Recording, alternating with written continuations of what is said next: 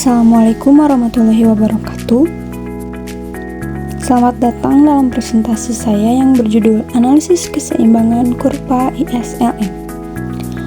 Dalam presentasi ini, kita akan membahas bagaimana interaksi antara pasar barang dan pasar uang dapat menentukan tingkat pendapatan nasional dan suku bunga dalam suatu perekonomian. Apa itu analisis keseimbangan kurva ISLM? Analisis keseimbangan kurva ISLM adalah model dalam ekonomi makro yang digunakan untuk menggambarkan keseimbangan pasar barang dan jasa atau IS dan pasar uang atau LM dalam suatu perekonomian.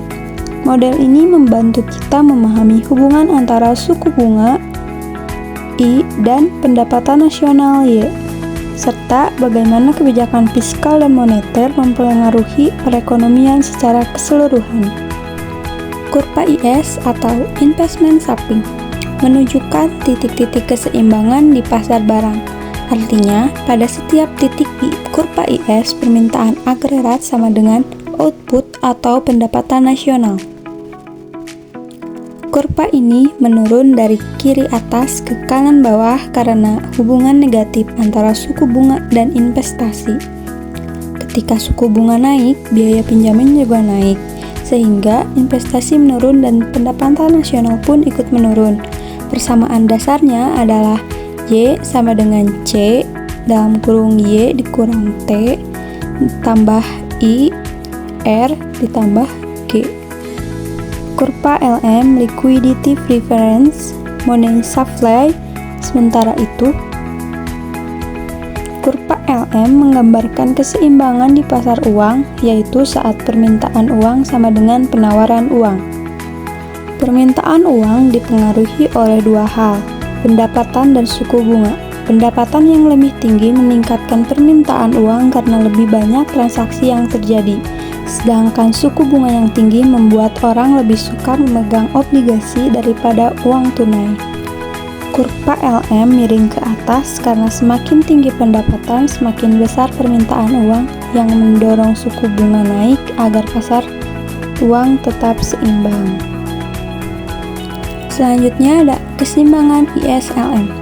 Keseimbangan dalam model ISLM tercapai pada titik potong antara kurva IS dan kurva LM. Titik ini mencerminkan keseimbangan simultan di pasar barang dan pasar uang. Pada titik ini ditentukan dua hal yang penting dalam perekonomian, tingkat pendapatan nasional Y dan tingkat suku bunga I.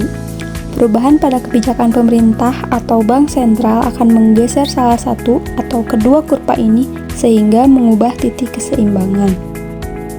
Gambar kurva ISLM. Di sini kita dapat melihat secara visual bagaimana kedua kurva bertemu pada satu titik, yaitu titik E. Titik ini menunjukkan keseimbangan antara permintaan dan penawaran barang di pasar barang serta keseimbangan uang di pasar uang. Perubahan pada kurva IS atau LM akan menyebabkan titik keseimbangan berpindah dan itu berarti adanya perubahan pada suku bunga dan output ekonomi. Perubahan pada kurva ISLM. Kurva IS.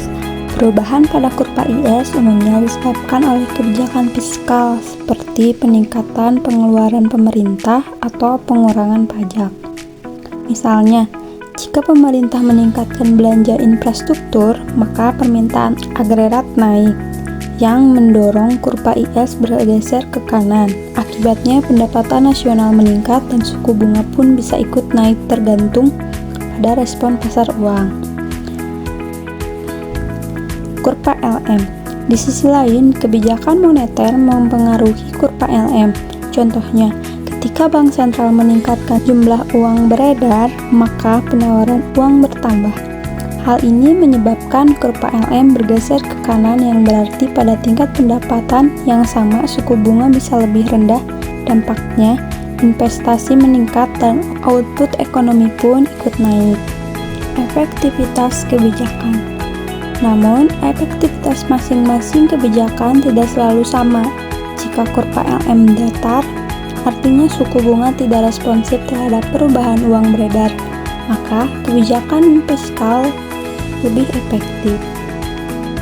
Sebaliknya, jika kurva IS curam, artinya investasi tidak terlalu sensitif terhadap perubahan suku bunga, maka kebijakan moneter bisa lebih ampuh. Inilah pentingnya memahami bentuk kurva dalam menganalisis dampak kebijakan. Analisis jangka pendek. Perlu dicatat bahwa model ISLM berlaku dalam jangka pendek, di mana tingkat harga dianggap tetap atau rigid. Oleh karena itu, model ini tidak mempertimbangkan faktor inflasi, nilai tukar, atau neraca perdagangan. Fokus utamanya adalah bagaimana pengeluaran agregat dan permintaan uang mengaruhi output dan suku bunga dalam periode yang singkat. Keterbatasan model ISLM. Meskipun berguna, model ISLM memiliki beberapa keterbatasan.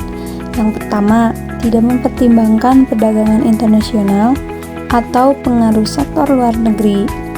Yang kedua, mengasumsikan harga tetap yang kurang realistis dalam kondisi inflasi.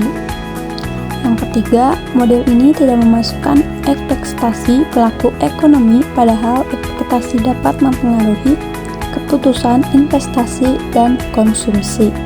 Berikut ini saya juga memberikan contoh soal.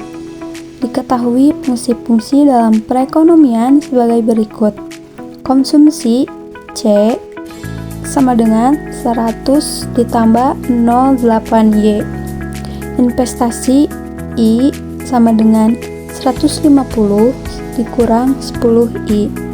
Permintaan uang L sama dengan 0,25Y dikurangi 20I. Penawaran uang atau M sama dengan 400. Harga tetap atau P sama dengan 1. Pertanyaan. Yang pertama, tentukan persamaan kurva IS. Yang kedua, tentukan persamaan kurva LM. Yang ketiga, tentukan nilai Y dan I pada keseimbangan. Yang keempat, gambarkan kurva IS dan LM. Jawaban. Yang pertama, persamaan kurva IS pasar barang. Y sama dengan C ditambah I. Y sama dengan 100 ditambah 0,8Y ditambah 150 dikurang 10I. Y sama dengan 250 ditambah 0,8Y dikurang 10I. Y dikurang 0,8Y sama dengan 250 dikurang 10I. 0,2Y sama dengan 250 dikurang 10I. Y sama dengan 1250 dikurang 50I. Yang kedua, persamaan kurva LM. Pasar uang. L sama dengan M per P. 0,25Y dikurang 20I sama dengan 400.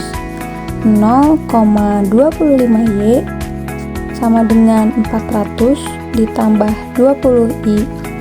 Y sama dengan 1600 ditambah 80I.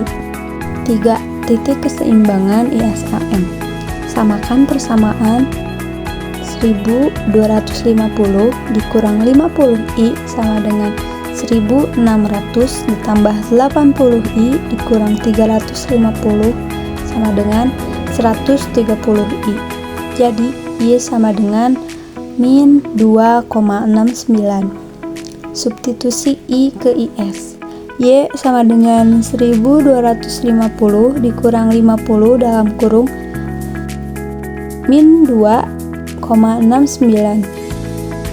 Y sama dengan 1250 ditambah 134,5. Y sama dengan 1384,6. Titik keseimbangan. Suku bunga I sama dengan min 2,69. Output atau Y sama dengan 1384,6. Berikut gambar kurvanya. Yang terakhir, kesimpulan. Kesimpulannya, model ISLM merupakan alat penting dalam ekonomi makro untuk menganalisis keseimbangan jangka pendek antara sektorial dan moneter. Ia menunjukkan bagaimana suku bunga dan output ditentukan melalui interaksi pasar barang dan pasar uang. Meskipun memiliki keterbatasan, model ini masih sangat relevan sebagai dasar untuk memahami kebijakan ekonomi pemerintah dan bank sentral. Berikut ada daftar pustaka atau sumber referensi materi yang saya ambil. Terima kasih. Sekian presentasi saya. Mohon maaf bila banyak kekurangan. Assalamualaikum warahmatullahi wabarakatuh. Bye-bye.